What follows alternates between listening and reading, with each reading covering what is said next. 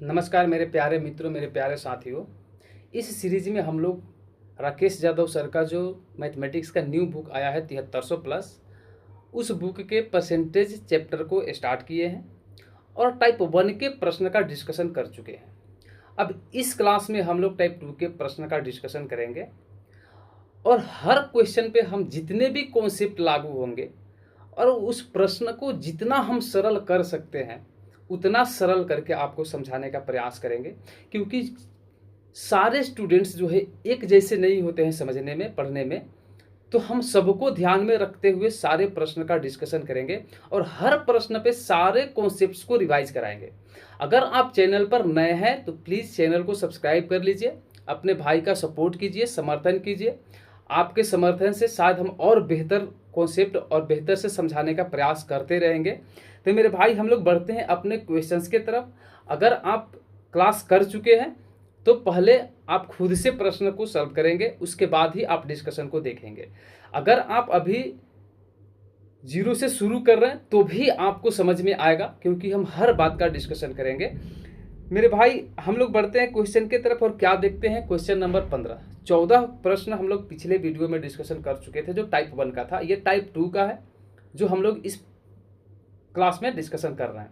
मेरे भाई, ये प्रश्न क्या कहता है कि 25% का 40% का 2/7 का 2100 के बराबर मान क्या होगा। ये प्रश्न कह रहा है। हम इसको कैसे बनाएंगे मेरे भाई? दो तरीका है। आप पहला तो अरेंज जो करिएगा वो करिएगा, 25% को लिखिएगा 25/100, ठीक है। लेकिन हम आपको पिछले क्लासों में बता चुके हैं कि आपको 25% को 25/100 लिखे, किसके बराबर लिखे? 25% को लिखे हैं आप। तो आपको भी ये पता है कि जितने भी भिन्न होते हैं वो भिन्न अपने सिंपलेस्ट फॉर्म में होते हैं, मतलब कि सरलतम रूप में होते हैं। तो सरलतम रूप में लाइएगा तो किसको कटाइएगा तो 25 चौका 100, यानी कि 25% का जो भिन्न बना 1/4, ठीक है। लेकिन हम हर बार लिख के कटाएंगे नहीं। अब इस बात को हमको याद रखना है, ध्यान में रखना है। अब ध्यान में कैसे? प्रैक्टिस से ही आपको ध्यान में आएगा। जितना ज़्यादा प्रैक्टिस कीजिएगा उतनी चीज़ें आपके माइंड में सेट रहेंगी। तो मेरे भाई, 25% का वैल्यू होता है 1/4। तो अब मेरे भाई, हम यहाँ पर लिखेंगे 25% के बराबर 1/4, और का मतलब होता है गुना, तो हम लिखे गुना। अब मेरे भाई कहता है का 25% का मतलब गुना, फिर 40%। अब मेरे भाई, फिर 40% को हम 40/100 लिख के उसको कटाएंगे नहीं। हमको याद है, क्या याद है कि मेरे भाई की 40 जो है वो 20% का 2 गुना होता है, और 20% का जो भिन्न बनता है ना वो बनता है 1/5। तो मेरे भाई, 40% का भिन्न कितना बनेगा? तो आप कहोगे सर 20% का ये 2 गुना है, तो इसका मतलब कि 20% का भिन्न जो 1/5 है, अगर इसको हम 2 गुना लिख देंगे, 2 गुना करके यहाँ लिख देंगे तो ये 40% का होएगा, तो 2/5 मिलेगा। तो यहाँ पर 40% का क्या लिखे हम? 2/5। अगर ये सब चीज़ आपको नहीं जानकारी है तो प्लीज़ कमेंट में लिख के भेजिएगा, हम आपको इन सारे चीज़ों का एक वीडियो डाल देंगे जो आपसे को अच्छा से समझ में आ जाएगा। अब मेरे भाई फिर कहता है कि 40% का, फिर का मतलब गुना, और 2/7, फिर का मतलब गुना, 2100 लिख दिया। अब कैलकुलेशन कर देना है आपको। अब कैलकुलेशन आपके हाथ में है, कितना तक टेबल याद किए हैं, स्क्वायर याद किए हैं, क्यूब याद किए हैं, ये सब चीज़ आपके ऊपर डिपेंड करता है। अब 7 से कटाएंगे मेरे भाई, तो 7 या 21, 300 मिला। फिर आप मेरे भाई 5 से कटाओगे तो कितना बार में कटेगा? तो बोलेगे सर 60 बार में कटेगा। अब देखिए, 2 में मल्टीप्लाई करेंगे तो कितना मिलेगा? 4 मिला। ये 4 मिल के इस 4 को काट दिया, यानी कि सब कट गया, बचा कितना आपके पास? 60, यानी कि जो सही आंसर मिला ऑप्शन नंबर बी, आपको 60 आंसर मिल गया, ठीक है। अब मेरे भाई नेक्स्ट प्रश्न को हम लोग देखते हैं। 16 नंबर क्या कहता है कि यदि किसी संख्या का 5/6 का 4/5 भाग और 1/8 भाग 4365 के बराबर हो तो उस संख्या का 65% क्या होगा। ये सारे प्रश्न किसी न किसी एग्जाम में पूछा जा चुका है। तो मेरे भाई ध्यान से पढ़ो। तो पहले कहता कि यदि किसी संख्या का, मेरे भाई कौन सी संख्या का? कोई संख्या ऐसा दिया हुआ है? नहीं। कहता है किसी संख्या का 5/6 का 4/5। तो हम मानते हैं कि वो संख्या जो है एक्स। अब कहेंगे कि एक्स ही क्यों माने? मेरे भाई, आप कुछ भी मान सकते हो, X Y Z P Q A B C D, कुछ भी मान सकते हैं। ठीक है। हम एक्स मैथमेटिक्स में ज़्यादातर लोग मानते हैं, हम भी मान रहे हैं, बस यही है और कुछ नहीं है। यदि किसी संख्या का 5/6, 5/6 का मतलब क्या, संख्या का मतलब गुना 5/6, 5/6 मतलब 5/6, ठीक है। का 4/5 का मतलब गुना 4/5 और 1/8 और 1/8 1/8 कितना दिया हुआ है, 1/8 भाग 4365 है, यानी कि 4365 है। तब कहता है तो उस संख्या का 65% क्या होगा। ध्यान से समझना, कहता है उस संख्या का, कौन संख्या का, जिस संख्या को माने उस संख्या का 65%, यानी कि कहता है कि x का 65% क्या होगा। ठीक है, ये सवाल पूछा है। तो मेरे भाई x हमको पता है क्या, नहीं पता है, तो सबसे पहले x निकालेंगे। x निकालेंगे तो हम कैलकुलेशन करेंगे, तो मेरे भाई 5 से 5 कटेगा, 4 दूनी 8 कट गया। ठीक है, अब x बराबर आपको क्या मिलने वाला है यहाँ पर, तो ये तो मेरे भाई 4365, ठीक है। अब नीचे में मिलेगा 6 दूनी 12। अब यहाँ पर बाटा में 1 छिपा हुआ है, क्रॉस मल्टीप्लाई होगा तो ऊपर में 1 बचा हुआ है, तो 1 में गुना होगा। ठीक है, x को अपने जगह पर ही छोड़ दिए। अब ये 6 दूनी 12 जाएगा, इधर मल्टीप्लाई हो जाएगा, आपको x का वैल्यू मिल गया। ठीक है, अब मेरे भाई इस x का 65% निकालना है, तो 65% को हम 65/100 लिखेंगे क्या, नहीं, इसको सीधा भिन्न में चेंज करेंगे। और भिन्न में कैसे चेंज करेंगे हम, मेरे भाई 5% का भिन्न होता है 1/20, और 5 का कितना गुना है 65, तो 13 गुना है, तो 65% का मिलेगा 13/20। कैसे, एक बार फिर से समझिए इस भिन्न को कैसे बदलते हैं हम। अब मेरे भाई 5% है, प्रतिशत में इसको भिन्न में चेंज करना है, तो सर बोलेंगे कि 1/20 मिलेगा। कैसे मिलेगा, अब इसको 5/100 लिखिएगा, कटाइएगा तो कितना मिलेगा, 1/20 नहीं मिलेगा क्या। तो वही सब चीज़ हम सेम किए हैं, बस डायरेक्ट करना सीखना है आपको। अब मेरे भाई हमको निकालना है 65% का। ठीक है, 65% का, तो देखते हैं कि ये जो 65% है वो 13 गुना है, तो इसको भी 13 गुना कर देंगे, तो कितना मिलेगा 13/20। तो हम लिखेंगे 13/20, निकाल दिए, 65% हो जाएगा। ठीक है, अब मेरे भाई क्या करेंगे, कैलकुलेशन। अब कैलकुलेशन करेंगे तो हम डायरेक्ट कैलकुलेशन, जितना कटने लायक है ना, आसान लग रहा है, कटा देंगे। हम देखते हैं कि यहाँ पर इकाई अंक 5 है, यहाँ पर 5 से कटेगा, तो 5 चौका 20, 4 से कट गया। अब 5 से कटाएंगे, 5 8 40, 5 7 35 और 5 3 15, और फिर 4 से कटाएंगे, 4 3 12। सीधा मल्टीप्लाई नहीं करना है, सिर्फ इकाई अंक को पकड़ लेना है। 3 3 9, 9 3 27, यानी कि इकाई अंक मिलेगा 7, और जिस ऑप्शन में इकाई अंक 7 है वही आपको आंसर मार देना है, तो ऑप्शन नंबर सी। लेकिन अगर 2 ऑप्शन में 7 रहता तो थोड़ा सा एक स्टेप और आगे बढ़ जाते। ठीक है, तो ये हमारा जो ऑप्शन नंबर सी होगा, इसका करेक्ट आंसर होगा। अब हम लोग देखते हैं नेक्स्ट प्रश्न को। मेरे भाई देखो 17 नंबर जो प्रश्न है, क्या कहता है, ए अकेले 150 दिनों में आधा काम पूरा कर सकता है। 50 दिनों में ए द्वारा कितना प्रतिशत काम पूरा किया जाएगा। मेरे भाई सबसे पहले डेटा में देखना है कि क्या दिया हुआ है, क्या नहीं दिया हुआ है, क्या मांग रहा है और हमको क्या निकालना है। तो मेरे भाई आपको सबसे पहले लास्ट में पढ़िए क्या बोलता है कि 50 दिनों में ए द्वारा किया गया कितना काम है, जिसको हम प्रतिशत में बदलेंगे। ध्यान से पढ़ो क्या कहता है कि 50 दिनों में ए द्वारा कितना प्रतिशत काम पूरा किया जाएगा। तो सबसे पहले ये तो निकालेंगे कि 50 दिन में ए कितना काम करेगा, तब ना उसको प्रतिशत में हम चेंज करेंगे। तो मेरे भाई इसके लिए हम क्या करेंगे कि हम क्या किए कि हमको ये तो पता है कि ए जो है वो 150 दिन में 1/2 काम करता है। तो वो 50 दिन में कितना काम करेगा मेरे भाई, कैसे निकालेंगे, क्या देखते हैं, 1/3 है, क्या है, दिन का 1/3 है, तो काम भी 1/3 हो जाएगा। तो 1/2 गुना 1/3, यानी कि कितना मिला, 1/6। यानी कि जो ए है ना वो 50 दिन में कुल 1/6 काम करेगा। ये निकल गया। कुल कितने काम में से 1/6 काम करेगा मेरे भाई, तो आप बोलोगे सर कुल एक काम में से 1/6 काम करेगा। ठीक है, तो एक का तो वैल्यू नहीं है, तो 1/6/1 करके प्रतिशत में बदलेंगे, 100 से मल्टीप्लाई करेंगे, तो एक का कोई वैल्यू नहीं है। अब आपके सीधा बच रहा है 1/6 गुना 100। अब आपको तो ये पता होगा कि 1 जो भिन्न बनता है वो 16.2/3% का भिन्न बनता है। तो सीधा हम लिखेंगे 16.2/3%, जो इसका होगा सही आंसर होगा। लेकिन ऑप्शन में तो मेरे भाई ऐसा कुछ दिया है नहीं, तो लेकिन ये तो चीज़ आपको पता होगा कि जब ये भिन्न है तो हम इसको 16% यहाँ पर तो हमेशा प्लस का साइन होता है, ये भी हम बता चुके हैं। 2/3% तो लिख सकते हैं ना, लेकिन अभी तो हम ऑप्शन के हिसाब से मारेंगे तो हमारा यही होना चाहिए, क्योंकि शुरू वाला तो 16 मैच कर ही रहा है, बाकी सब में किसी में 16 है ही नहीं है। लेकिन हम इसको तोड़ के बताना चाहते हैं आपको। तो मेरे भाई अगर 2/3 को आप भाग देकर डेसिमल फॉर्म में लिखिएगा तो इसका जो वैल्यू मिलेगा आपको 0.666 डॉट डॉट अनंत तक मिलेगा, रेकरिंग पड़ जाता है। तो क्या किया ना कि इस वाला 6 को छोड़ दिया, इस आगे वाला 6 को देख रहा है कि 7 के नज़दीक में है, तो इस सब 6 के बदला में 6 और 7 लिख दिया, यानी कि 0.67। इसलिए हमारा option number A correct answer होगा। ये सब चीज़ छोटी छोटी बातें हैं जो आपको जानना जरूरी है। अब मेरे भाई जो नेक्स्ट प्रश्न है वो क्या कहता है, ध्यान से समझना कि एक कक्षा में अगर छात्रों का 55% लड़के हैं और लड़कियों की संख्या 90 है। मेरे भाई एक कक्षा में टोटल कितने प्रतिशत छात्र है, तो बोलेंगे कि सर लड़के जो है ना बॉय 55% है और 90 जो है ना वो लड़कियां हैं। क्या है, 90 लड़की है। ठीक है, ध्यान से समझना, 90 जो है वो क्या है, लड़की है और 55% लड़का है। ये हमारा जो हुए कुल क्या हुए मेरे भाई, ध्यान से बताना, तो ये उस क्लास में कुल छात्र हुए, उस क्लास में कुल छात्र हुए। हम समझाने के लिए लिख रहे हैं कुल छात्र हुए। जब कुल छात्र हुए तो ये अपने आप में कितना प्रतिशत हो गए मेरे भाई, तो आप बोलेंगे सर ये तो अपने आप में 100% हो गए, क्योंकि कोई भी चीज़ अपने आप में 100% होता है।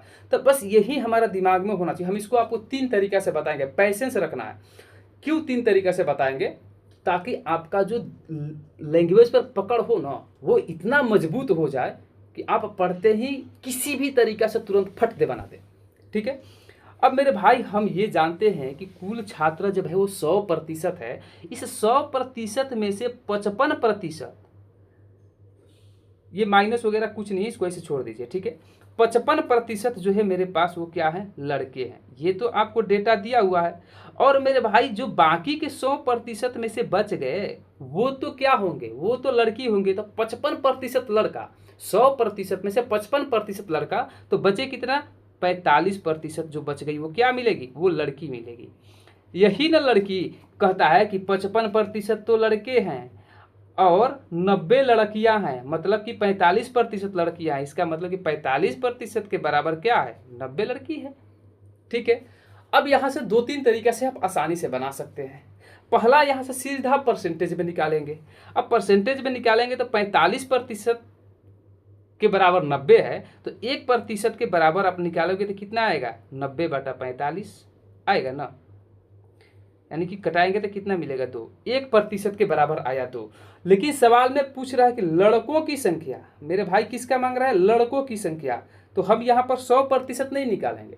100% निकालेंगे तो वो कुल छात्रों की संख्या आएगा, क्योंकि कुल छात्र 100% है। हमको निकालना है सिर्फ लड़कों की संख्या। तो लड़का तो पता है कि 55% है, तो 55% का जब वैल्यू निकालोगे आप तो कितना मिलेगा, 55 गुना 2, यानी कि कितना, 110। कितना मिला, 110। ऑप्शन नंबर डी इसका सही आंसर हुआ। लेकिन ये तो एक तरीका हुआ। अब इसका दूसरा तरीका क्या होगा मेरे भाई, उसको ध्यान से समझना। अब उसका दूसरा तरीका क्या होगा, देखो। अब मेरे भाई हमको पता है कि 55% जो है, 55% जो है वो क्या है, तो मेरे भाई लड़के हैं। किसमें, कुल छात्रों में से। कुल छात्रों में से 55% लड़के हैं।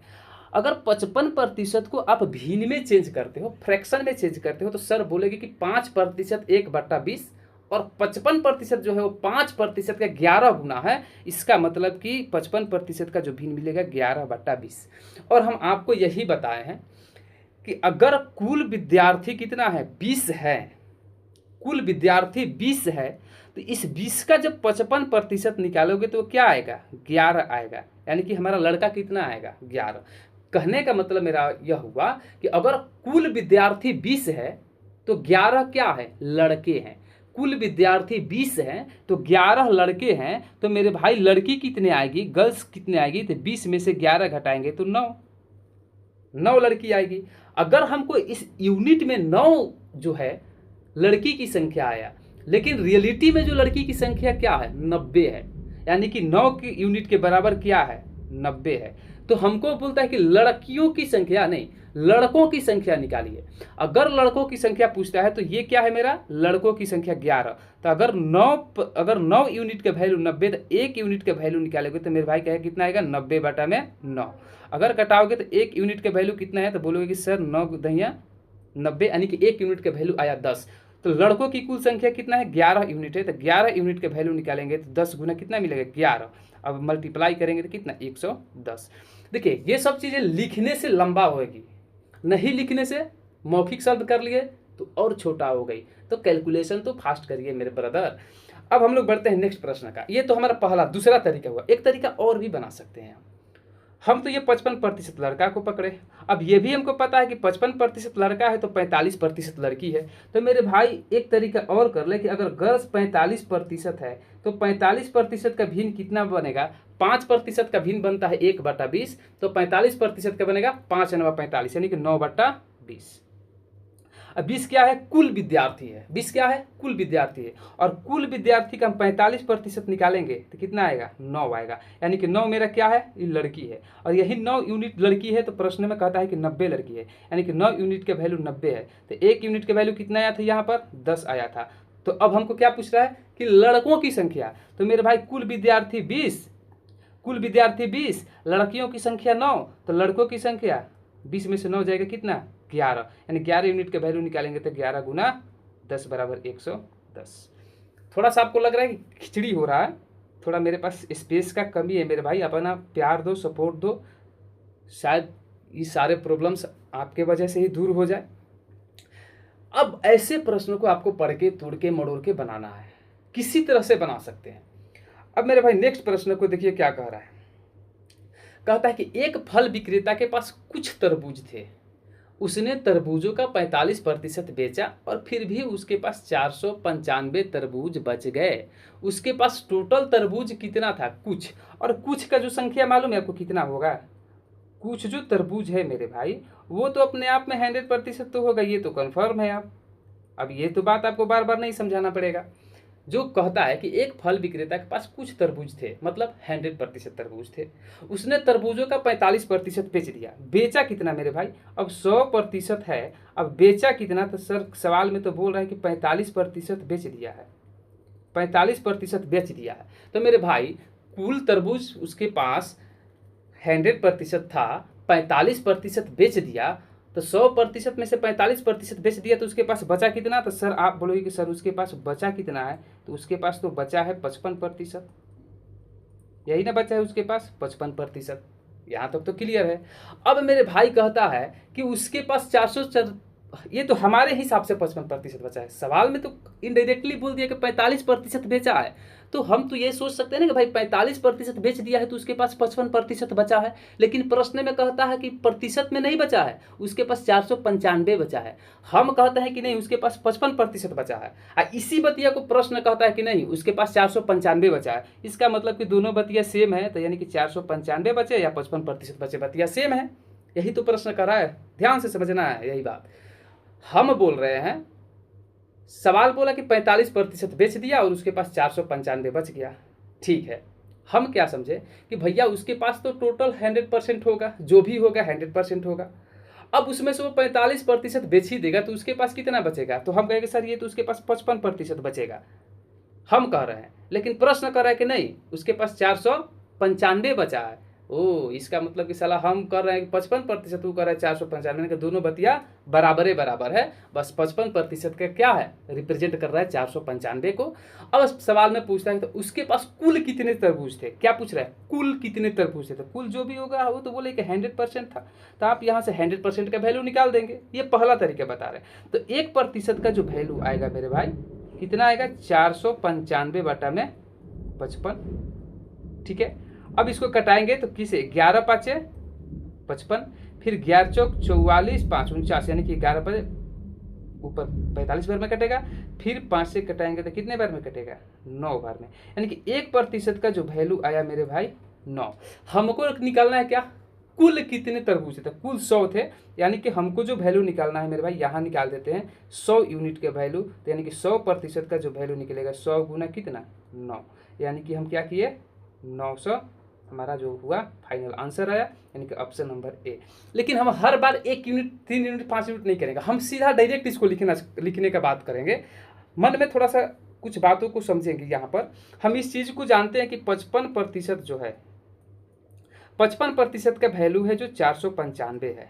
अब मैंने कैलकुलेशन कर लिए कि अगर 55% का वैल्यू 495 है तो 1% का वैल्यू 495 बटा कितना आएगा, 55।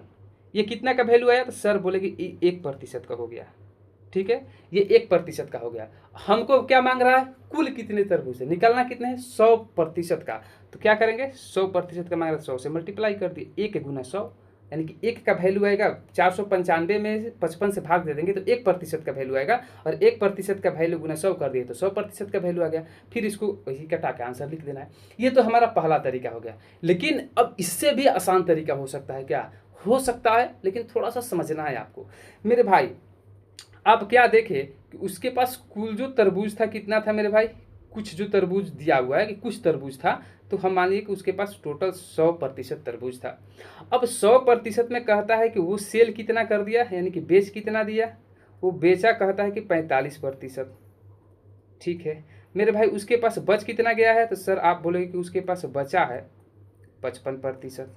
ठीक है, अब दोनों भिन्न से हम आंसर निकाल सकते हैं, बस समझ का फेर है। अगर मेरे भाई बेचा है 45%, तो 45% का भिन्न कितना बनेगा, 9/20। अब ये तो आपको मालूम है। हम क्या बोले हैं कि ये जो 9/20 है ना, तो अगर 20 जो भिन्न का जो नीचे वाला पार्ट होता है, यानी कि जिसको हम लोग डिनोमिनेटर बोलते हैं, वो कुल संख्या को दर्शाता है। अगर उसके पास कुल 20 तरबूज थे तो वो बेचा कितना है, 9। ठीक है, क्यों, क्योंकि हम 45% भिन्न लिए और 45% बेच रहा है, तो यानी कि 20 का 45% अगर हम निकालेंगे तो 9 आएगा। आप निकाल के चेक कर सकते हैं, 20 का 45% 9 आएगा। ठीक है, तो अब मेरे भाई उसके पास टोटल 20 तरबूज था, 9 तरबूज बेच दिया, तो उसके पास बचा कितना, तो सर बोलेंगे कि उसके पास 11 तरबूज बच गया है।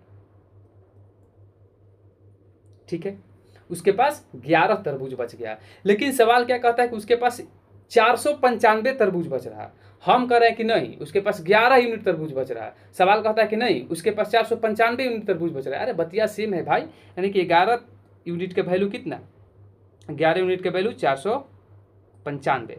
अगर 1 यूनिट के वैल्यू निकालेंगे तो आप कहिएगा कि सर 495 बटा में 11, 1 यूनिट के वैल्यू आया। लेकिन पूछ क्या रहा है, कुल कितने तरबूज थे, तो मेरे भाई कुल तरबूज कितना है, 20 है, तो यहाँ पर 20 से मल्टीप्लाई कर दिए, 20 का निकल गया। ये जो वैल्यू आया हमारा 1 यूनिट का वैल्यू है, निकालना है 20 यूनिट का, तो 20 से मल्टीप्लाई कर दिए। अब कटाइएगा तो कितना गया, 11 से कटाएंगे इसको तो आएगा 11 चौक 44, 11 5 55, यानी कि 45 गुने 20 बराबर कितना, 900। पहला। अब इस 55% को भी लेके बना सकते हैं। 55% को बनाइएगा तो इसका आएगा 11/20 भिन्न बनेगा। बनेगा कि नहीं बनेगा, यहाँ पर घेर देते हैं। थोड़ा सा जगह का कमी है मेरे भाई, तो इसको थोड़ा सा स्क्रॉल कर लेते हैं यहाँ पे। ठीक है, प्रश्न तो समझ गए हैं। अब मेरे भाई 55% का जो भिन्न बनेगा 11/20 बनेगा। आप यहाँ से क्या समझ रहे हैं कि 20 जो है वो टोटल तरबूज है। क्या है, 20 जो है टोटल तरबूज है, और उसका इस 20 का 55% निकालेंगे तो 11 आएगा। ये तो आप भी जानते हैं। तो मेरे भाई 55% क्या है, बचा हुआ, यानी कि 20 का 55% 11 जो है उसके पास बचा हुआ तरबूज है। ये तो हम कह रहे हैं, और इसी बात को घुमा के कह रहा है प्रश्न कि नहीं उसके पास 495 को बचा है। तो 11 यूनिट के वैल्यू कितना दिया है, 495, तो आपको निकालना है 20 यूनिट का। तो सबसे पहले निकालेंगे 1 यूनिट का जो आएगा 495 बटा में 11, तो हम निकाल देंगे 20 यूनिट का वैल्यू, तो 495 बटा में 11 गुना में 20। फिर कटाइएगा, 11 से कटाइएगा तो कितना बार में कटेगा, 11 चौक 44, 11 5 55, 45 गुना 20 बराबर कितना, 900। बात समझ गए। तो आप कोई भी तरीका अपना सकते हैं, जो इजी लगे, जैसे मर्जी, लेकिन सीखना सब कुछ है, क्योंकि हर जगह पर हर चीज़ आसान नहीं होता है। कहीं पर ये मेथड आसान होता है, कहीं पर वो मेथड आसान होता है, तो सारे मेथड को सीखना है। ये हम भी एक स्टूडेंट हैं, इसलिए हमको लगता है कि नहीं, हर जगह पर एक ही मेथड डिफिकल्ट हो जाता है, इसलिए सब सीखना आपके लिए बहुत ज़रूरी है। अब मेरे भाई नेक्स्ट प्रश्न जो है वो कहता है कि एक टोकरी में 350 अंडे हैं। ध्यान से समझिएगा क्या कहता है मेरे भाई। हर जगह पे हर कॉन्सेप्ट को नहीं, लेकिन हम लोग यहाँ सीखेंगे सारे चीज़। कहता है कि एक टोकरी में 350 अंडे हैं, यदि 12% अंडे सड़े हुए हैं तो कितने अंडे बेचे जाने लायक है। एक टोकरी में 350 अंडे हैं, यदि 12% अंडे सड़े हुए हैं तो कितने अंडे बेचे जाने लायक है। अब मेरे भाई बताना, एकदम सिंपल सा बात है। अगर आप बेसिक से बनाना चाहते हैं तो कुछ नहीं बोलेंगे मेरे भाई। 350 जो अंडे है ना, यहाँ पर समझा रहे हैं आपको, 350 जो अंडे है वो क्या है, तो कहेगा सर ये तो अपने आप में 100% है, इसमें से 12% जो है वो सड़ा हुआ निकल गया, तो सड़ा हुआ अंडा कोई खरीदता है क्या? नहीं खरीदता है। अब जो बच गया वही अंडा ना बेचिएगा, तो सर कहिए कि इसमें से तो बच गया यानी कि 88%, 100% में से 12% सड़ गया तो बच गया 88% अंडा बच गया, यानी कि 88% अंडा ही ना बेचिएगा, यानी कि ये 100% है, यानी कि 350 क्या है 100% है। अब यानी कि 350 का 88% जो है अंडा वो बेचने लायक है, तो इसका 88/100 निकाल दीजिएगा। 1 0 से 1 0 कट गया, 5 से कटिएगा तो 7 बार में, 5 से कटाइएगा 2 बार में, 2 से कटाइएगा तो 44 बार में, यानी कि इसको कैलकुलेशन करिए, 7 चौक 28 8 2, 7 चौक 28 2 30, यानी कि 308 अंडा बेचने लायक है। Option number C correct answer हो गया। ये तो मतलब बेसिक जो मेथड है उस प्रोसेस से हम बना लिए। लेकिन अगर हम कहते हैं कि सर हम तो फ्रैक्शन की यूज कर रहे हैं, तो हम फ्रैक्शन यूज करके बना लेते हैं। अच्छा मेरे भाई एक बात बताना, हम कहते हैं कि सड़ा हुआ, यहाँ पर लिख लिए, क्योंकि इस बात को ध्यान देने का, हम जो परसेंटेज ले रहे हैं ना, जो प्रतिशतता ले रहे हैं वो किस चीज़ का ले रहे हैं, तो हम ले रहे हैं सड़ा हुआ अंडा का प्रतिशत जो सड़ गया कितना है मेरे भाई, तो कहोगे सर ये तो 12% है, और 12% का जो फ्रैक्शन बनता है वो कितना बनता है, कितना बनता है, तो आप कहोगे कि सर 6.1/2%, यानी कि नहीं सॉरी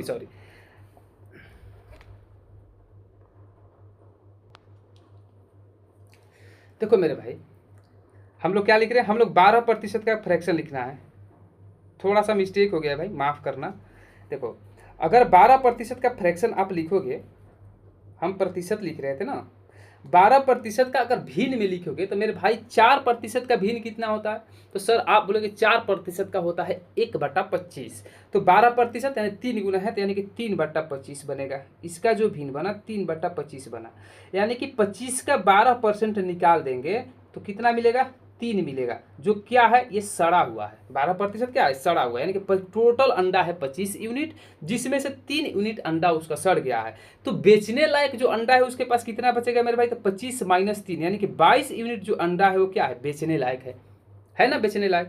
अब टोटल अंडा है 25, अब उसमें से 3 सड़ गया तो बचा कितना बेचने लायक, कोई तो सड़ा हुआ अंडा खरीदेगा नहीं, तो बोलेगी सर 22 यूनिट, और कहता है कि टोटल 25 यूनिट अंडा है, मतलब 25 यूनिट का वैल्यू कितना, 350 अंडा दिया हुआ है। हम कहते हैं कि यूनिट में टोटल कितना है 25 अंडा, उसके पास डेटा में कितना दे रहा है, कहता है कि 350 है, यानी कि 25 यूनिट का वैल्यू 350, तो आपको कि सर 1 यूनिट का वैल्यू कितना होगा, तो 350/25, तो सर 22 यूनिट का वैल्यू कितना होगा, तो 22 से मल्टीप्लाई कर देंगे। अब इसको कटा देंगे तो कितना आएगा, 5 से कटे, 5 7 35 0, 5 से कटाइएगा तो 5 बार में, 5 से कटाइएगा 14 बार में, यानी कि 14 गुना 22, तो 14 दूनी 28, 8 2, 14 दूनी 28 2 30, यानी कि 308 अंडा।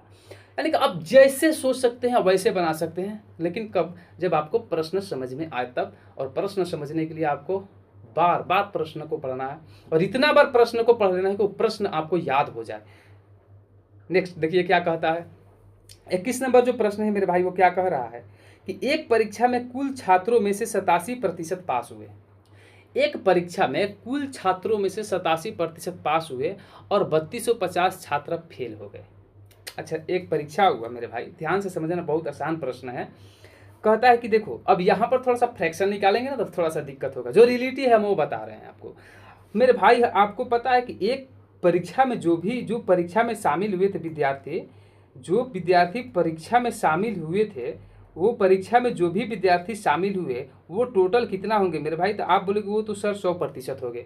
अब 100% में से मेरे भाई 87% क्या हो रहे हैं, अब बोलेगे 87% तो पास हो रहे मेरे भाई, 87% जो है पास हुए, 100% परीक्षा में बैठे, 87% उसमें से पास हो गए, बाकी के जो 13% बच गए वो क्या हो गए, तो सर आप बोलेगे ये तो फेल हो गए।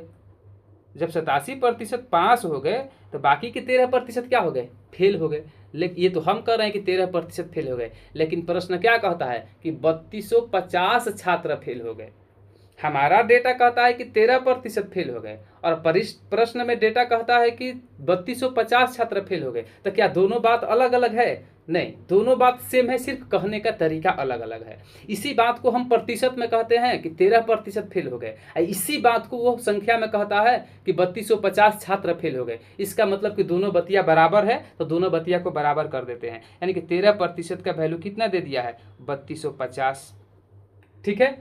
अब यहाँ पर मेरे भाई कहता है कि परीक्षा में सम्मिलित हुए कुल छात्रों की संख्या कितने?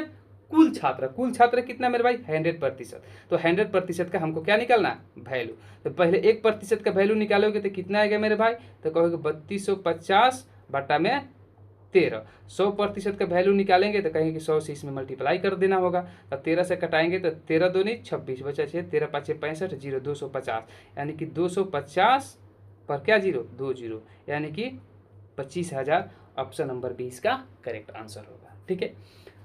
अब नेक्स्ट प्रश्न क्या कहता है मेरे भाई? देखिए, कहता है कि सिया ने अपने वार्षिक आय का 30% म्यूचुअल फंड्स में निवेश किया, उसकी मासिक आय क्या होगी? 30% का वैल्यू आपको पता है कितना दिया हुआ है? 1,53,000 रुपये, यानी कि 30% जो है वार्षिक है, लेकिन 30% क्या है? वार्षिक है। और हर वर्ष में क्या करती है कि 30% यानी कि 1,53,000 रुपये म्यूचुअल फंड में जमा कर दिया। ठीक है। तो कहता है कि उसकी मासिक आय कितनी है? तो मेरे भाई मासिक आय निकालना है, यानी कि वार्षिक आय तो सबसे पहले निकाल लेंगे कि मेरे भाई जो 30% है ना, 30% का फ्रैक्शन होगा 3/10। ध्यान से समझना, कुछ नहीं करना यहाँ पर, सॉरी, यहाँ पर जो है 3/10, यानी कि 30% का जो फ्रैक्शन आएगा मेरे भाई 3/10, ये तो आप भी बोलोगे। और कहता है कि 10 का 30% निकालेंगे तो 3 आएगा, और 3 यूनिट का वैल्यू कितना दिया है? 1,53,000। 1,53,000। तो आप यहाँ से 1 यूनिट का वैल्यू निकालोगे तो कितना मिलेगा? 1,53,000 बटा में 3। आप काटिएगा तो कितना आएगा? 3 पाँचे 15।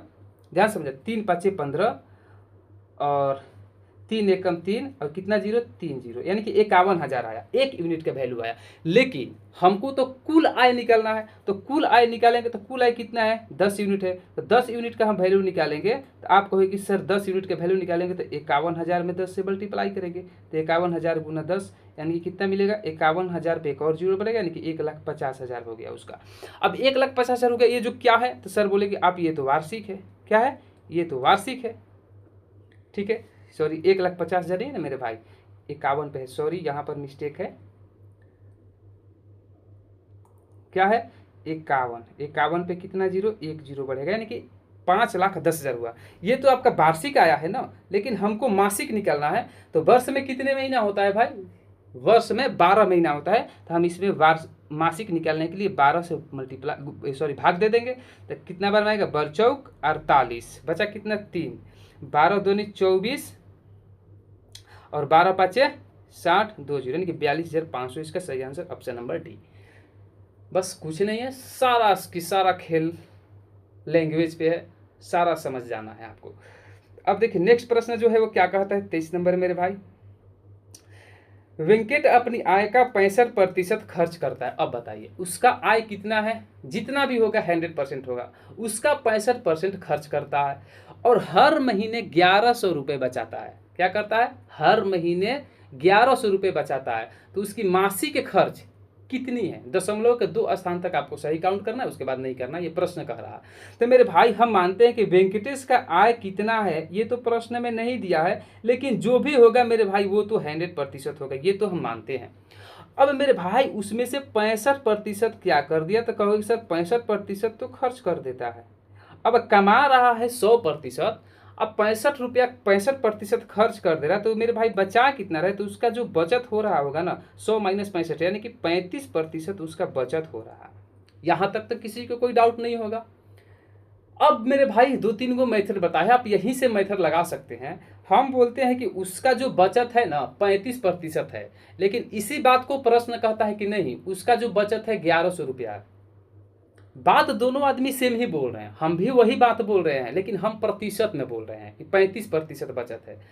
बात वो भी सही बोल रहा है, लेकिन वो कहता है कि नहीं, संख्या में बता रहा है, रुपए में बता रहा है कि नहीं उसके पास 1100 रुपया बच रहा है। तो इसका मतलब कि दोनों आदमी बात बराबर बोल रहे हैं, तो 35% का वैल्यू 1100, ठीक है। तो कहता है कि उसकी मासिक खर्च कितना होगा। तो मेरे भाई खर्च निकालेंगे तो कितना हो जाएगा, 65% का वैल्यू निकालना है।